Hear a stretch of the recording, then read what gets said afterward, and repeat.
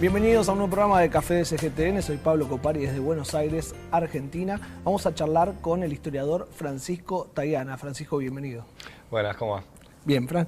Quiero charlar sobre tu historia con China, tus relaciones con China. Y para empezar quiero saber qué es China para vos. China para mí es un mundo en sí mismo. Es un país de unas dimensiones en la longevidad de su cultura, la fuerza de su pueblo y realmente un lugar de unas dimensiones que cuesta realmente poder conceptualizar.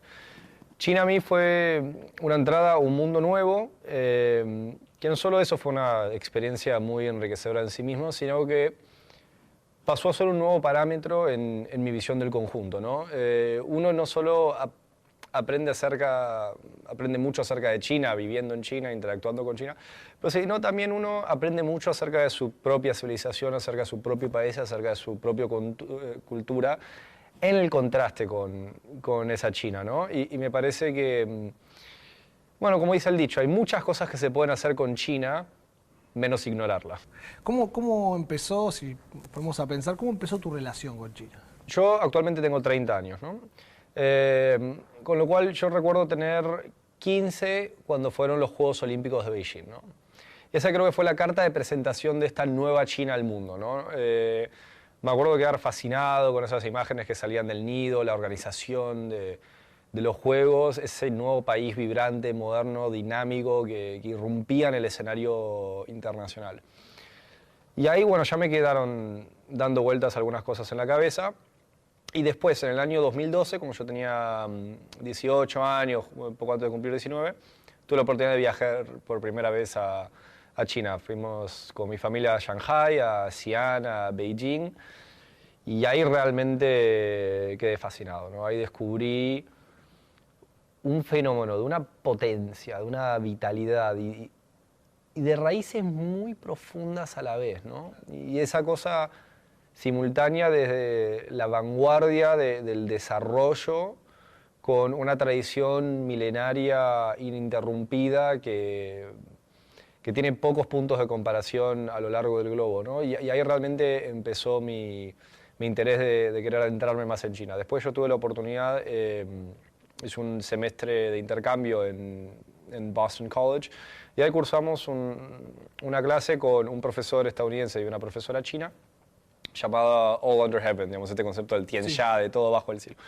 que era historia, filosofía, política, religión y cultura china, desde las primeras dinastías. Empezamos con los oráculos de la dinastía Shang y terminábamos hasta algunos pensadores de la época imperial, terminando en la dinastía Han con Dong Zhongshu, en el momento, digamos, que el confucianismo se corona como filosofía estatal y realmente ahí se produce una síntesis de cosas que se venían gestando durante muchos siglos. Ese fue mi primer acercamiento académico a China, claro, que más tarde pude seguir profundizando luego de recibirme de la licenciatura en Historia, con dos maestrías que hice. Yo hice una maestría en la Universidad de Oxford de Estudios Latinoamericanos y una maestría en Estudios Chinos en la Universidad de Pekín.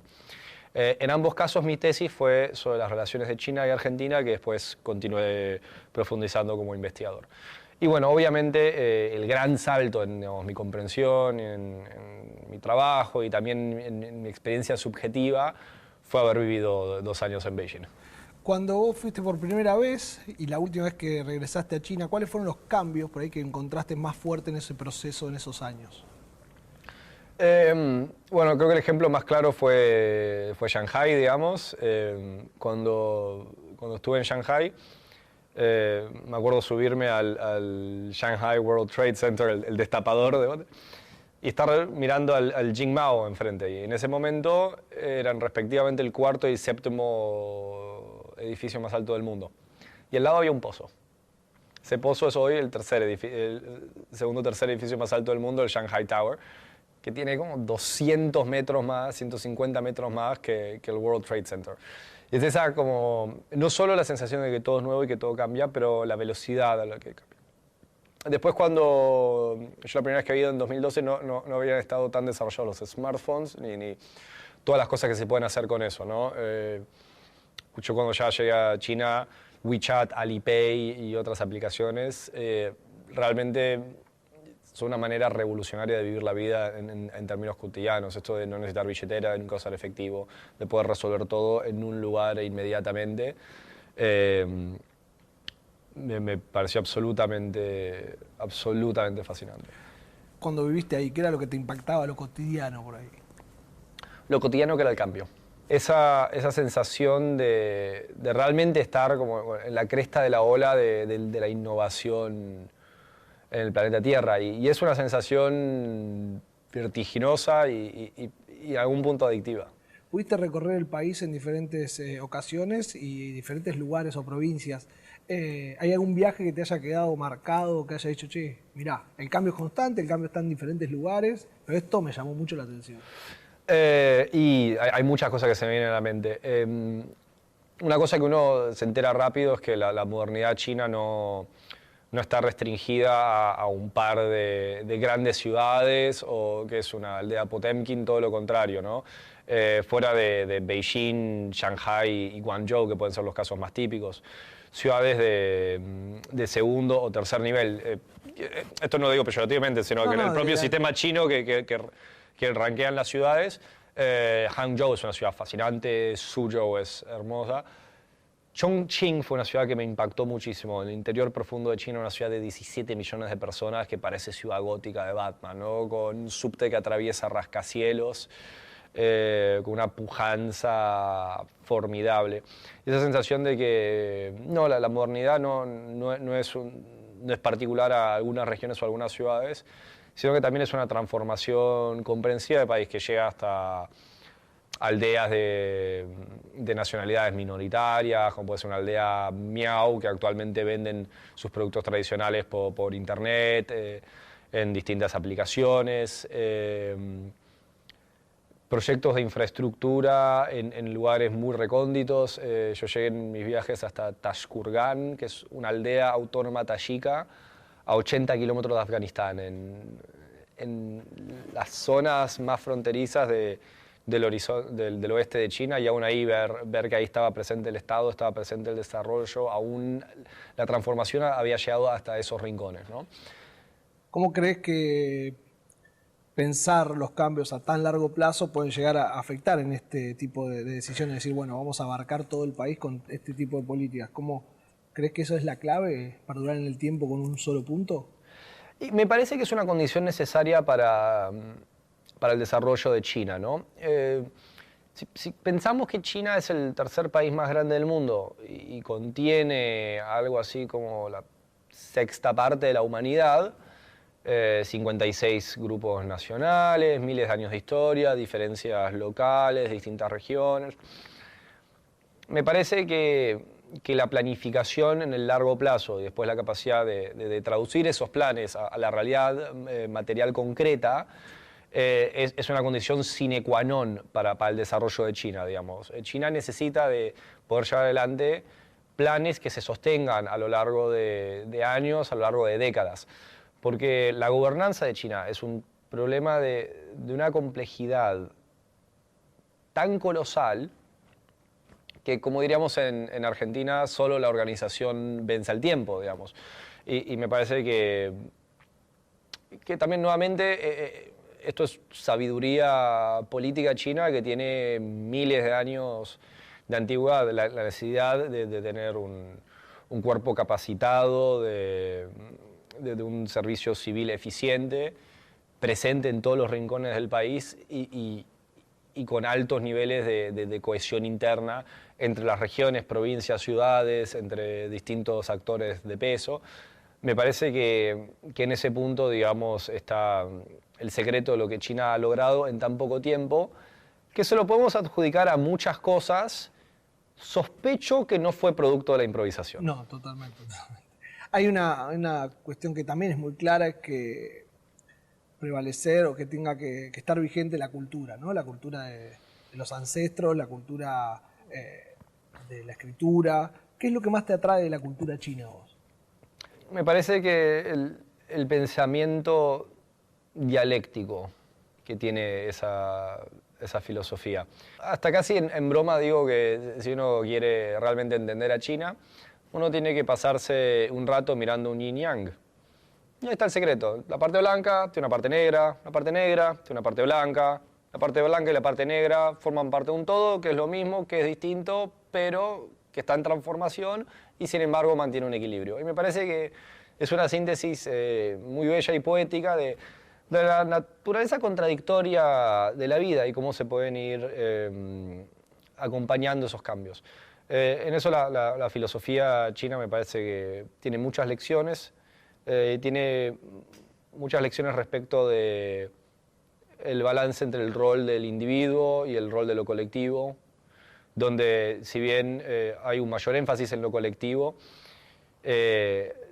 todos los individuos tienen que colaborar desde su lugar al bien común, y en la medida que todas las personas se esfuercen por desempeñar su rol de la mejor manera posible, el conjunto va a estar mejor.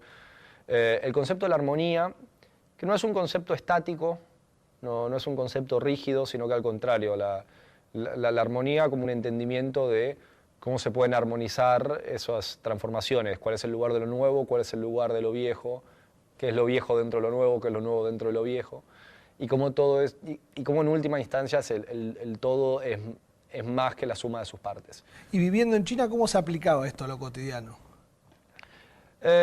Me parece que en el día a día las personas chinas tienen otra manera de ver el mundo, tienen otro sentido común, no es la misma tradición de pensamiento que tenemos en Occidente. Me parece que es una manera muy llana y a la vez sofisticada de procesar las contradicciones propias de la vida cotidiana. Y en eso me parece que hay mucho para aprender. Y en esa relación social, ¿cómo te llevas vos con los chinos? ¿Tenés amigos de China? ¿Cómo es esa relación que construiste? He tenido vínculos realmente muy lindos con el pueblo chino, con gente en China, con miembros de la comunidad china acá en Argentina. Tengo amigos muy cercanos, con descendientes de chinos que se han criado en otras partes del mundo y con los que he construido amistad. En ese sentido me parece que la organización de la solidaridad social es distinta. Siento que, siendo occidental, siendo latino, siendo argentino, con todos esos filtros, digamos, siento que nuestra solidaridad social es un espectro más amplio, pero a la vez también más difuso. Y nuestras simpatías, nuestras amistades son más flexibles y dentro de un cierto margen a veces más ambiguas. En cambio, China es una sociedad en la cual siento que el concepto es más binario. Y si no sos amigo, hay, por lo menos aparentemente, una mayor distancia en lo cotidiano. Pero una vez que uno rompe el hielo, ¿no? Una vez que establece ese guanxi, esa conexión, esa amistad con alguien en China, son vínculos muy sólidos. ¿Qué tan importante es aprender el idioma? A ver, yo caí a China sin hablar nada de chino, ni una palabra. Yo en esto tengo una ventaja, que es que subestimo la dificultad de las cosas. ¿Y que crees que el chino no es tan difícil? Bueno, eso por lo menos era mi sospecha al momento de aterrizar. Después me enfrenté con la realidad, que fue ciertamente más compleja. A ver, me parece que indudablemente el idioma es una herramienta fundamental. Hoy viene acompañado con otros instrumentos auxiliares como la tecnología, etcétera, lo cual han cambiado un poco la ecuación. Más allá que uno se pueda apoyar un poco en la tecnología, me parece que hay algún entendimiento del idioma para navegar China, para entender algunas cosas de su cultura, de su sociedad, son importantes. Y en eso, más allá de que la tarea de realmente hablar chino bien es muy difícil y es una inversión de años, a la vez soy un gran defensor de la teoría de que cualquier cantidad de chino es bastante chino. O sea, un entendimiento básico del idioma, ya a uno le dan muchas herramientas para poder finalmente ir navegando distintas situaciones. ¿En qué somos parecidos y en qué somos diferentes los argentinos con los chinos o los latinos con los chinos? A ver, ¿en qué somos parecidos? Me parece más fácil empezar.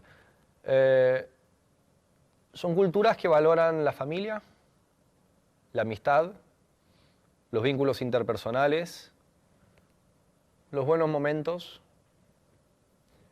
la importancia de ciertos rituales, la importancia de la comida. Comida es muy central, es una fuente importante de placer, me parece ahí, digamos, el legado latino, esa herencia mediterránea es una parte muy constitutiva de nuestras sociedades, de nuestras culturas. Parece que eso se comparte con China. Me parece que tenemos en algunos puntos entendimientos similares de lo que es la diversión. Ah, muy bien. Como una actividad en sí misma. El disfrute, me parece que eso lo compartimos. En el caso de Argentina también tenemos algunas cosas más particulares. El fútbol. Esto es de nicho en China, pero un nicho en China es bastante grande de todas maneras, el tango. Tango, claro. La literatura. Pero en eso también hay un aprecio por la palabra escrita, ¿no? que es sustancial. Después, diferencias. Me parece que en algunos puntos, sobre todo de la estructura social, sobre todo con el caso de Argentina,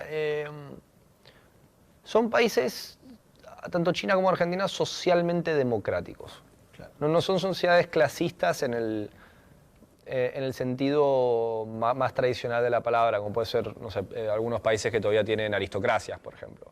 La frase inglesa, uno no puede comprar la clase, ¿no? Uno es de una clase independiente del dinero que tengan. China y Argentina son países más informales en el trato, no son países donde se utilice mucho el usted, no hay esa distancia, socialmente bastante democrático, y con sus contradicciones, con sus limitaciones, pero donde hay caminos para el ascenso social. No hay una clase alta china, realmente, como clase en sí. Es más una cuestión de estatus, de carrera, pasa por otro lado, ¿no? En las diferencias, me parece que hay distinto peso en el valor de algunas cosas. Me parece que en la Argentina hay un mucho mayor cuestionamiento de la legitimidad de la autoridad en sí misma, lo cual llevan a distintas dinámicas. Me parece que hay una idea menos asentada de el camino de la vida. En eso me parece que China socialmente tiene más pautado en qué momento tenés que hacer qué cosa y en qué plazos y de qué manera. Argentina es más elige tu propia aventura. Los caminos de la vida no son lo que esperaba, Sí, claro. no son lo que yo creía. Pero eso también da otra flexibilidad, otro entendimiento del paso del tiempo. También creo que en el caso de Argentina menos presión por cumplir con ciertas expectativas en ciertos momentos. Creo que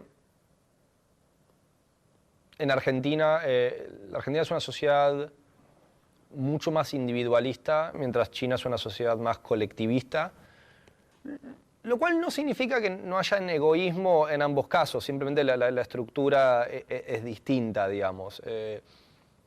China me parece que es una sociedad donde la mirada colectiva y el lugar la función que uno cumple en el grupo ejerce muchísima más presión social.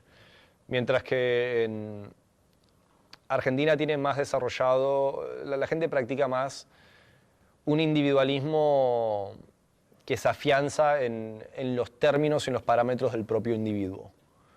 Y creo que eso lleva a dinámicas sociales distintas en largo plazo. En toda esta relación, Fran, ¿qué implica estar también a cargo de la especialización en estudios de China contemporánea en la Universidad Nacional de Lanús? Bueno, para mí realmente fue un gran honor cuando me ofrecieron asumir ese rol. Esto fue octubre del año pasado, estoy a punto de cumplir mi primer año. Fue un desafío desde lo personal y, digamos, adoptar justamente un rol de gestión en el ámbito académico. También fue para mí un un enorme placer haber justamente pasado a desempeñar este rol en lo que fue realmente la primera especialización de su tipo en Argentina. Hay una cosa muy grata que me ha sucedido desde que volví de China a Argentina, que se acaban de cumplir 4 años. Fue ver cómo mis esperanzas se cumplieron en el sentido de que realmente ha habido un florecimiento de la sinología en Argentina, un creciente interés. Se han multiplicado los espacios en los cuales uno puede estudiar China y las maneras que uno puede estudiar China. Hay mucha gente que continúa año a año adentrándose en este tema, interesándose en este tema. Y no sé exactamente cuántos sinólogos hay en Argentina, pero no tengo duda que no son los suficientes. Y realmente me parece, en eso invito a que todas las personas de distintos ámbitos, distintos intereses, que piensan que puedan tener un interés en China, se sumen, se acerquen. Realmente hay cada vez más espacios, hay cada vez más opciones, hay cada vez más oportunidades. Y realmente me parece que también es un servicio al país en sí mismo, ¿no? China es una de nuestras relaciones bilaterales no solo más intensas, sino que también más estables que hemos tenido. Realmente el desarrollo que hemos... La calidad de la relación que hemos construido con China hace más de medio siglo se fortalece año a año y me parece que realmente va a ser una de las claves para el futuro de nuestro país a lo largo del siglo XXI. ¿Qué encontrás en los estudiantes, ¿no?, que llegan a la maestría o que llegan a la universidad pensando en aprender sobre China? ¿Qué es lo que les interesa? ¿Qué es lo que ellos sienten, ¿no?, a la hora de anotarse? Bueno, eso es lo más hermoso. Hay muchos caminos que a uno lo puedan llevar a China, digamos. Están de las personas interesadas en historia contemporánea, en historia imperial, en la cultura tradicional, en el idioma, en la caligrafía, en la literatura, en la poesía, en la filosofía, algunos interesados en los negocios, algunos interesados en el aspecto tecnológico, científico, algunos interesados en la gastronomía, digamos, hay en sus distintas minorías nacionales. Hay muchos caminos por los cuales a uno le despierta el interés en China. Hay muchas formas de llegar, hay muchas maneras de trabajarlo y crecientemente hay espacio para todos. Me parece que eso es realmente lo más gratificante que tiene este espacio, ¿no? ¿Cómo surge la idea de escribir Argentina, China y el mundo 1945-2022? Ya cuando estaba aplicando para mi primera maestría tenía la idea de algún día convertir eso en un libro. De hecho, en las 2 maestrías hice el mismo tema en distintos años. En Oxford hice desde el 71 hasta el 2001 y en la Universidad de Pekín, en Beijing Daxue, hice desde el 45 hasta el 72. Siempre tuve la ambición de algún día convertir esto en un libro porque me parece que respondía a una necesidad, ¿no?, de actualizar nuestro entendimiento de la relación entre China y Argentina. Y además, una contribución que me parecía necesaria es que muchas veces cuando se hace historia diplomática, se hace historia bilateral. Entonces, lo que se termina relatando es justamente qué hacen los dos países entre sí, pero 2 países que parecieran existir en un vacío, ¿no? Entonces, mi libro en realidad está dividido en 3 partes. Todos los capítulos son años, capítulo 1, 1945, 1955, por ejemplo. Y es China, Argentina, relaciones sino-argentinas. Esto pasa en China, esto pasa en Argentina, esto pasa entre ambos países. Con lo cual, en algún punto son 3 libros de historia en uno. Y lo otro que me gustaría referirme es a la tercera parte de mi título, que es Argentina, China y el mundo. Y ahí hay un punto porque mi obra hace todo un esfuerzo por inscribir justamente las relaciones sino-argentinas dentro del contexto global. Porque me parece que es la estructura geopolítica mundial la que explica esa naturaleza de la relación entre Buenos Aires y Beijing. Y a mí me parece que está la clave del entendimiento de los niveles de cooperación, su dinámica, su profundidad, sus altos niveles tradicionales de amistad y comprensión. ¿Qué significa cuando decís que China es un país que se tiene que entender en sus propios términos? Que me parece que muchas veces, y muchas veces de Occidente, intentamos analizar a China según nuestras categorías intelectuales, sobre nuestros parámetros y en nuestros idiomas. Y me parece que todo eso genera distancia con China en sí misma. Y en eso me parece que es clave poder entender a China desde sus propios parámetros, en el sentido de que creo que China es un lugar comprensible. Yo creo que las cosas que hace China tienen sentido, sobre todo para los propios chinos. Ahora, es un sentido común distinto al que existe en Occidente. Es una cosmovisión distinta a la que existe en Occidente. Es otra tradición filosófica, es otra tradición política, social y cultural. No son los descendientes del Imperio Romano, son los descendientes de la dinastía Han.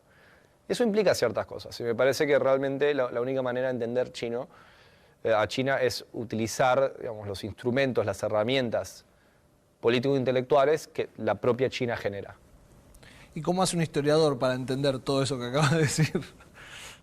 Me parece que un buen lugar para empezar es con el propio nombre de China en chino, que es Zhongguo, Reino del Centro, País Central. Me parece que ahí desde el vamos, desde el entendimiento de ese concepto, se genera otra narrativa del mundo, del lugar que tiene China en ese mundo, del lugar que tiene Europa para China en ese mundo. Este concepto de los ciclos dinásticos, que las organizaciones políticos sociales tienen un amanecer, un mediodía y un atardecer y se suceden unas a otras. Otra construcción de la legitimidad política que se refuerza en su propio ejercicio. Otro entendimiento de cuáles son los puntos clave, los puntos bisagra en la historia universal. En la China contemporánea hemos visto una gran generación de conceptos políticos. O sea, en eso el léxico, la capacidad de generar conceptos que tiene el sistema político chino, a veces hasta resulta abrumador, porque todos los años son nuevos conceptos, nuevas maneras de ver el mundo, tiene un gran dinamismo desde su producción político-intelectual. Me parece que es absolutamente crucial no descartar esas herramientas que los propios chinos te brindan. Pensando a futuro, ¿cuál es el deseo que tenés en las relaciones entre Argentina y China? A mí me gustaría que las relaciones entre China y Argentina continúen profundizándose en las áreas de cooperación tradicionales que hemos mantenido, en tecnología, la campaña antártica, exploración aeroespacial, biotecnología, energía nuclear, intercambios culturales. Me parece que hace falta que mucha más gente de Argentina vaya a China a estudiar y que muchos más chinos vengan a conocer Argentina, a vivir en Argentina. Me parece que ambos países tienen tradiciones diplomáticas comparables, el respeto por la soberanía y la integridad territorial, el respeto por el derecho internacional, la no injerencia en asuntos internos de otros países. Somos países que compartimos muchos espacios multilaterales, desde G20, por ejemplo. En otros momentos hemos estado no alineados. Me parece que en la medida que también se vayan generando nuevos espacios, me gustaría también ver el ingreso argentino a algunos de ellos. Nosotros ya ingresamos a la iniciativa de la Franja de la Ruta, me parece que es un proyecto crucial que se debe profundizar. En eso también mi expectativa es que más países de la región se vayan sumando a esta iniciativa y en la medida que la región en su conjunto se vaya incorporando, me parece que ahí está justamente el desafío de dar el salto, de que ya que la iniciativa de la Franja de la Ruta son proyectos a escala continental, me parece que esta misma puede ser un motor para una integración latinoamericana, una integración que en este punto no debiera ser exclusivamente institucional o política, sino también una integración latinoamericana material.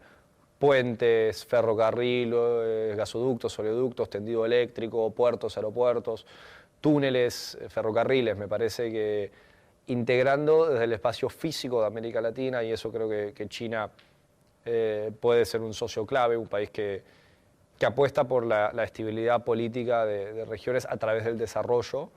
Me parece que puede ser un gran capítulo en esta nueva manera de globalizar que ofrece China. Muchas gracias, Fran, por venir.